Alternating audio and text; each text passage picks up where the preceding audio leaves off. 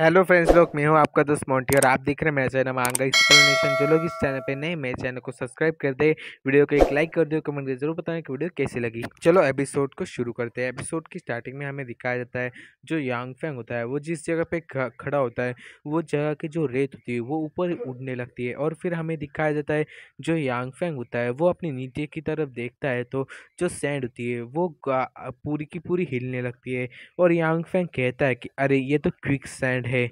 और फिर हमें दिखाया जाता है जो यांग फैंग के सोल्जर होते हैं वो चिल्लाने लगते हैं, क्योंकि वो भी जो क्विक सैंड होती है उसके अंदर आ चुके होते हैं और वैसे ही नीचे जा रहे होते हैं। और फिर हमें दिखाया जाता है कि जो गॉड ऑफ सैंड होती है वो यांग फैंग के सामने आ जाती है। और ये अटैक जो हो रहा होता है वो गॉड ऑफ सैंड ने ही किया होता है। और फिर हमें दिखाया जाता है जो यांग फैंग होता है वो चिल्ला के कह रहा होता है कि ये जो क्विक सैंड है इसके साथ कुछ ना कुछ गड़बड़ है, क्योंकि जो सामान्य क्विकसैंड होती है उसके अलावा ये क्विकसैंड बहुत ज़्यादा फास्टली काम कर रही है और ये मुझे जल्दी से नीचे खींच रही है। अगर मैं ज़्यादा हिल रहा हूँ तब भी मेरी स्पीड बहुत ज़्यादा हो चुकी है और मैं कम हिल रहा हूँ, इसकी वजह से मेरी स्पीड बहुत ज़्यादा जल्दी से मैं अंदर की तरफ जा रहा हूँ।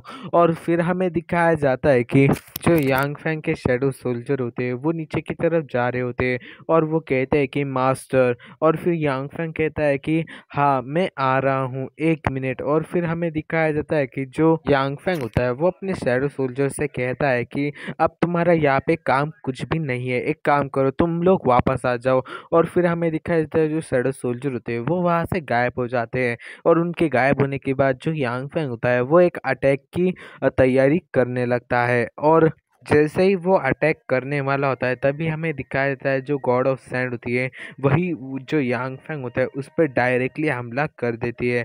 पर जो यांग फैंग होता है वो मुश्किल से वहाँ से हट जाता है।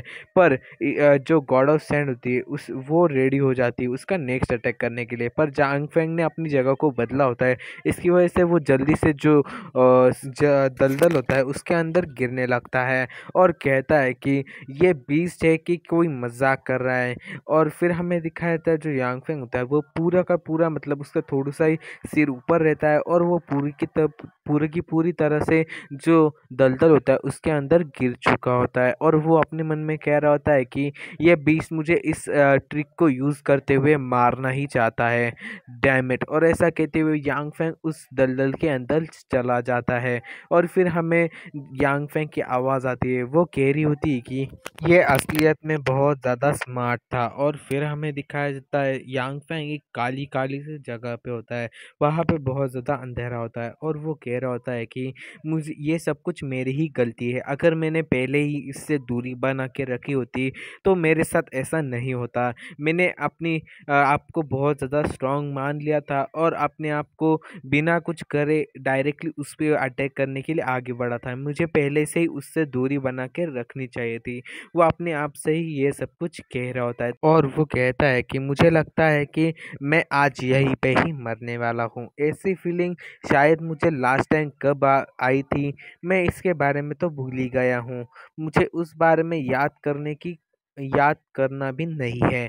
तभी हमें दिखाया जाता है कि जो यांग फेंग होता है वो अपना जो पास्ट का जो सीन होता है उसे दिखाने लगता है, जिसमें हमें एक लड़के को दिखाया जाता है और उसके सामने खड़ा हुआ बंदा कह रहा होता है कि हे बच्चे, मुझे अपने सारे के सारे जो पैसे हैं वो मुझे दे दो, वरना मैं तुम्हें रिवर के अंदर फेंक दूंगा। अगर तुमने मुझे तुम्हारे पैसे नहीं दिए तो मैं तुम्हें सच में रिवर के अंदर फेंक दूंगा। और ऐसा कहने के बाद वो बंदा हंस रहा होता है और फिर जो बच्चा होता है वो इससे बहुत ज़्यादा डर जाता है और कहने लगता है कि प्लीज़ एक मिनट रुक जाइए, मेरे पास कोई भी पैसे नहीं हैं, मेरे पास कोई भी पैसे नहीं है, प्लीज़ मुझे जाने दीजिए। और फिर हमें दिखाया जाता है कि जो यांग फेंग होता है वो छोटे बच्चे के हाथ में जो बैग होता है उसे खींचने लगता है और कहता है कि तुम जो कह रहे हो उससे तुम्हारी बॉडी लैंग्वेज बिल्कुल भी मैच नहीं हो रही, तुम अपनी जो बैग है उसे बचाने की कोशिश कर रहे हो, इसका मतलब यही है कि तुम्हारे बैग में ज़रूर से पैसे है पर तुम मुझे हमें वो देना नहीं चाहिए और तुम भी बहुत ज़्यादा काँप रहे हो। और फिर जो यांग फेंग होता है वो उस बच्चे के हाथ में से उसका जो बैग होता है उसे छीन लेता है और इसकी वजह से जो बच्चा होता होता है वो नीचे गिर जाता है और फिर उस बैग में से एक डॉल होती है वो गिर जाती है और बच्चा कहता है कि मेरी डॉल। और फिर हमें दिखाया जाता है कि जो दूसरा आदमी होता है वो उस बंदे के हाथ पे पैर रख देता है और उसे बहुत ज़्यादा ज़ोर से दबाने लगता है, जिससे जो बंदा होता है वो बहुत ज़्यादा चिल्लाने लगता है और कहता है कि प्लीज़ अपना पैर हटाइए, मुझे बहुत ज़्यादा दर्द हो रहा है।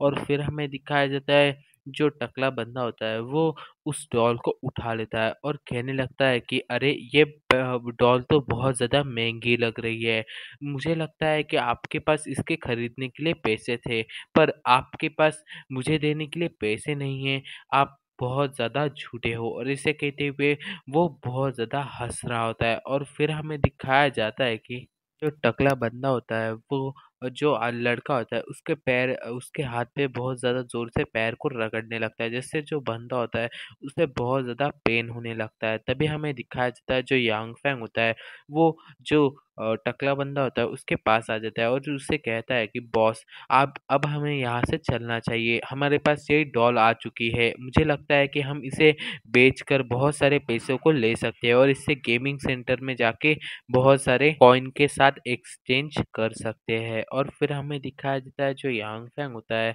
वो अपने मन में कहने लगता है कि मुझे लगता है कि मैं इस जो डॉल है ये बहुत ज़्यादा अच्छी लग रही है, अगर मैं इसे जो किंगजू है उसे दे दूँगा तो वो बहुत ज़्यादा खुश हो जाएँगी।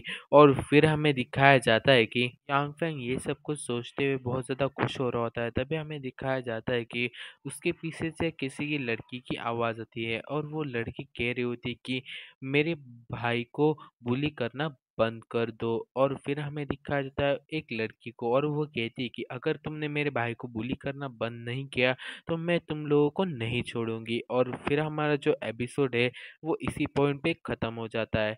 तो भाई लोग एपिसोड छोटा इसलिए बन रहा है क्योंकि इसके चैप्टर छोटे हैं। तो एपिसोड कैसा लगा है कमेंट करके ज़रूर बताना और चैनल पे नए होगे तो चैनल को सब्सक्राइब, वीडियो को लाइक और शेयर जरूर करना। मिलता हूँ अगले किसी एपिसोड में।